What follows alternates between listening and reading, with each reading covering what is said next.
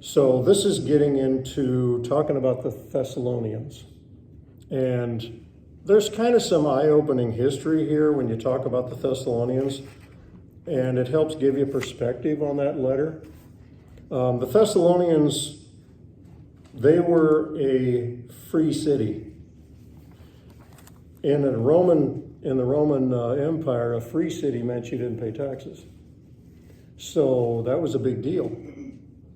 However, because Rome ended up embracing Christianity, or they initially embraced Judaism, because that helped have the Jews cooperate with the Roman Empire.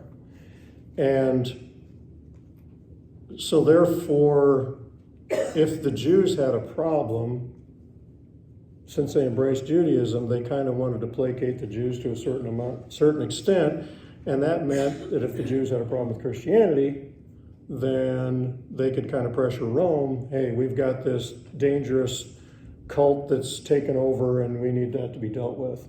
So that's kind of how Rome got sucked into oppressing Christians in that time, and why crucifying Christians was a familiar pastime for so many of the Romans to do, because they were placating the Jews. So, and the Jews didn't want to, and the Thessalonians didn't want to lose their free status. I mean, who wants to lose a tax-free status? So there was financial pressure. So it's interesting to know that, and that kind of helps you know what's going on in Thessalonica at the time. And Paul writes a couple of letters to them. Obviously, we have 1st and 2nd Thessalonians. But the Christian church is under a lot of pressure. They're dealing with a lot of political oppression. There's a lot of stress going on with that, and they got to where they were just kind of living for the end times, because as many times Christians can, when times get rough, it's like, Lord, come quickly, get us out of this mess. And that's kind of the way they were looking at things, and Paul had to kind of straighten out some of their theology, because they were kind of just living for Jesus to return. You know, just wanting to wait, get that escape.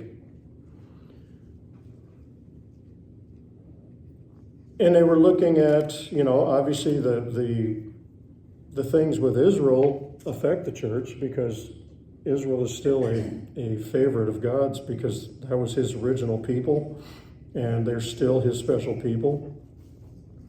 And it does help to understand a lot of, you know, when Jesus came, he came to preach to the Jews.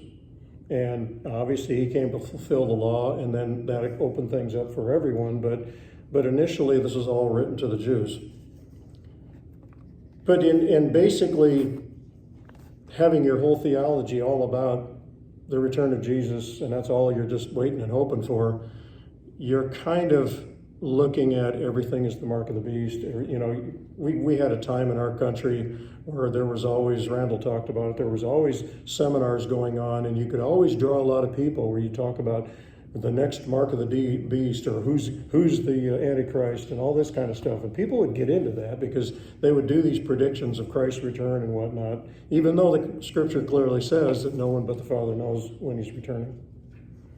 But it can mess up your theology if that's all you're looking at. There's a lot more to Christianity than just Christ's return and the end times of the beast and the Antichrist.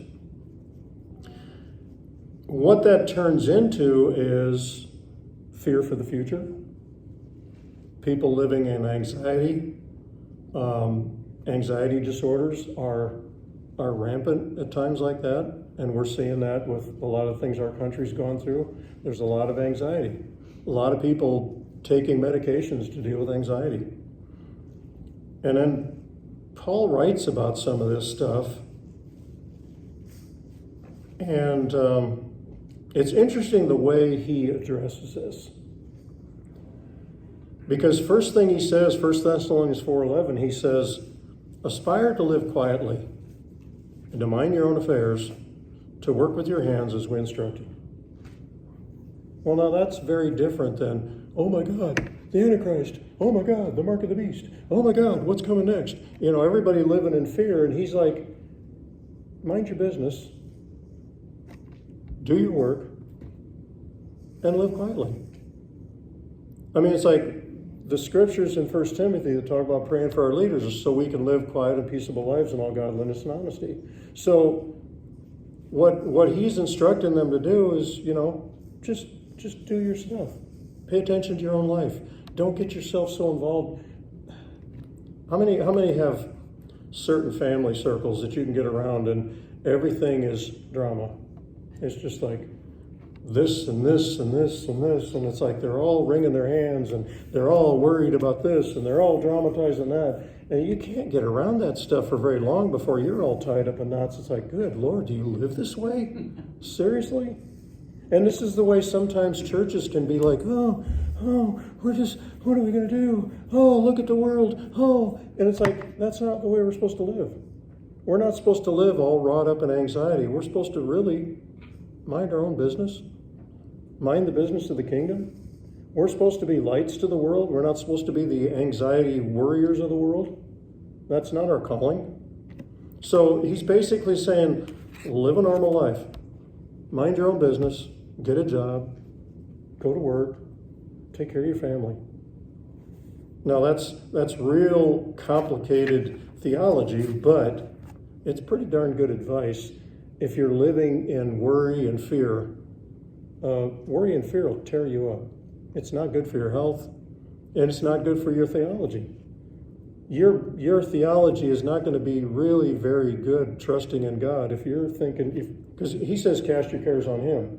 Well, if you're all wrought up in worry, you're not casting your cares on him, you're taking them all on yourself. I'm worried about this one and this one and this one and this one, and I don't have time to worry about everybody. We've got a friend that has spent her whole life worrying about everybody else around her because she cares so much. Well, that's a nice way of trying to say I'm not worrying, but I'm worrying. And trying to say it's a good thing that I'm worrying. Well, not really. You ruin your health. And you really make it hard to be around you because all you talk about is what you're worried about. If you're worrying, you're talking about it. In other words, if you're talking about it, you're worrying. So don't try to say it's because I just care so much. You're worrying. And you really should deal with it. The Christian hope ultimately has to do with Jesus. Jesus is our future. He's our living hope, and hope is a person. That's our focus. We have the hope in Jesus, and that's who we look toward. You can have the ultimate hope in Jesus, but you can become a captive to panic and worry. And you can get erratic in the way you conduct your life. People that panic, I talked about it in a military sense, they have to train soldiers to deal with fear. Because when live ammunition starts going over your head, you're going to panic. So you have to be trained to be able to know what to do so that you can conduct yourself in a way that'll keep yourself alive, keep your fellow soldiers alive, and do your job. You panic. It's like, what does a lifeguard have to deal with when somebody's drowning? You can't just go in there without understanding what's going on. If somebody's drowning, they're panicking. They're trying to breathe. And you can't just go up there and let them glom onto you and have you drown too. You've got to approach them in a certain way to deal with that so that you can get them to relax and you can rescue them. So panic is not a good thing because nobody's thinking straight when they're panicking. And a church that builds itself out of crisis is an immovable church. It's a church that sows to peace. It's a church that builds in the midst of all these things going on. There was a quote, and I think I missed it here, but they asked Martin Luther one time what he would do if he knew Jesus was returning this week. And he said, plant a tree. Now that sounds kind of like, huh? But it's like, ultimately, you really don't know. So plan for the future. It's fun to think, oh gosh, if Jesus is coming back, I don't have to do this and this and this. I can, it's like your get out of jail free card, I can run my credit cards up, I can do all sorts of stupid stuff. Well, what if he doesn't? You know, we have a calling to reach the world, and if we lay that aside because he's coming back tomorrow, then we're not doing what we're supposed to do. We're still supposed to be a light, and when he comes back, we'll know it. But until then, plan for the future. It doesn't mean we don't address issues, investigate, or grow, but we have to clarify our theology so that we have a vision for what's really going on as a whole, not just, oh, Jesus is coming back, oh, the beast, oh, the end times, and we're panicking about things that we can't control. And that's ultimately what worry really is. You're going to panic about things that you can't do anything about anyway. I mean, when the Antichrist comes along, it's not like we're going to personally go deal with him. That's going to be something that's going to be dealt with at a much higher level than just us. We have to do our part to do what the Lord's leading us to do.